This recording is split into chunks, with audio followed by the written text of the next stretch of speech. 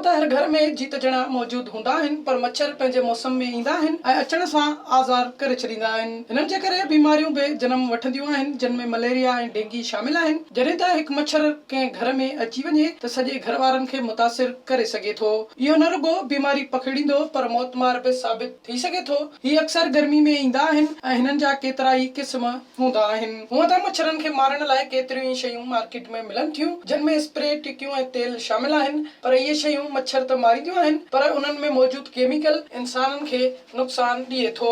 ॿिए पासे इंसान खे खल जा मर्ज़ ऐं फिफड़नि जी बीमारी बि थी सघे थी। इन लाइ अव्हां खे हिकु काराइतो टोटको ॿुधायूं था, जंहिं जे इस्तेमाल सां अव्हां मच्छरनि खां महफ़ूज़ रही सघंदा ऐं मच्छर अव्हां जे घर खां परे रहंदा। टोटके लाइ असांखे निम जो तेल ऐं काफूर जी ज़रूरत हूंदी। निम जो तेल सस्तो ऐं वॾो फ़ाइदेमंद आहे। हिन खे जिस्म ते लॻाइण सां मच्छर परे रहंदा आहिनि। ही तेल असांजी खल लाइ बि फ़ाइदेमंद आहे। ही ख़ारिश, दाग ऐं मोहिड़ा बि ख़तम करे थो। सभ खां पहिरियां हिकु पाउ निम जे तेल में 2 काफूर जूं गोरियूं विझी रलायो ऐं बोतल भरे छॾियो। शाम जो कमरे में मिटीअ जे चिराग में निम जो तैयार थियल तेल विझो ऐं उन खे साड़े छॾियो। इन मां उथंदड़ धुओं मच्छरनि खे ख़तम करे छॾींदो। इहो धुओं असां लाइ हानिकार न आहे, पर साह में तकलीफ़ वारनि खे फ़ाइदो ॾींदो आहे। जिन खे निंड नाहे ईंदी या डिप्रेशन जो शिकार रहंदा आहिनि, ही तेल उन्हनि लाइ बि फ़ाइदेमंद आहे। विज़िट कयो अवामी आवाज़ मीडिया ग्रुप जी वेबसाइट awamiawaz.pk